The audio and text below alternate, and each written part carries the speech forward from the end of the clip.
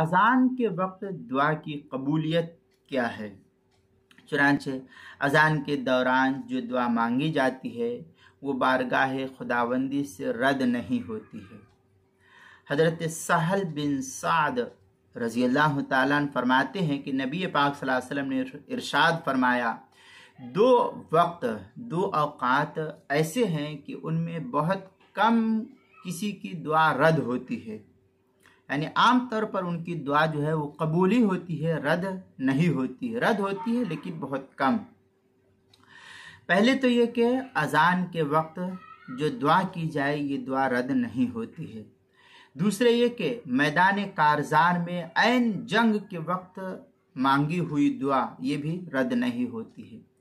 اور ایک دوسری روایت میں ہے کہ ان دو اوقات میں آسمان سے قبولیت کے دروازے کھول دیے جاتے ہیں۔ یہ روایت سنن بیہقی کی پہلی جلد صفحہ 605 پر اس کو نقل کیا ہے۔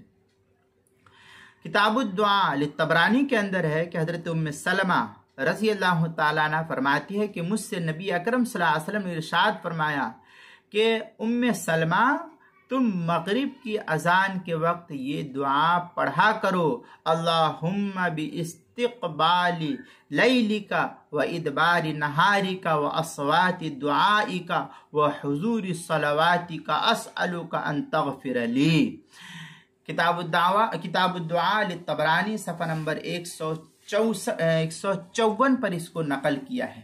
یعنی اس کا ترجمہ اس طریقے سے، اے اللہ میں آپ کی رات کے آنے اور دن کے رخصت ہونے اور آپ کی طرف بلانے والے مؤذنوں کی آوازوں اور آپ کی عبادات کے وقت حاضر ہونے کے توسط سے آپ سے درخواست کرتی ہوں کہ مجھے بخش دیجیے۔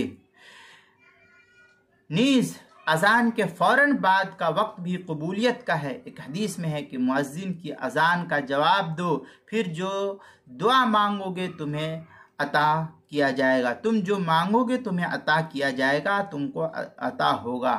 کتاب الدعاء للطبرانی صفحہ نمبر 156 پر اس کو نقل کیا ہے۔ اس سے یہ معلوم ہوا کہ اذان کا جواب دینا صرف مردوں ہی پر ضروری نہیں، بلکہ مرد اور عورت سب کو اذان کا جواب دینا چاہیے، جیسا کہ حضرت ام سلمہ رضی اللہ تعالیٰ عنہ کو بتلایا گیا۔ اس لیے ہم اپنی عورتوں کو بھی پابند بنائے اور ان کو جو ہے اسلام کی تعلیم دے کہ وہ بھی جو ہے اذان کے جواب دینے کا خاص طور پر اہتمام کرے۔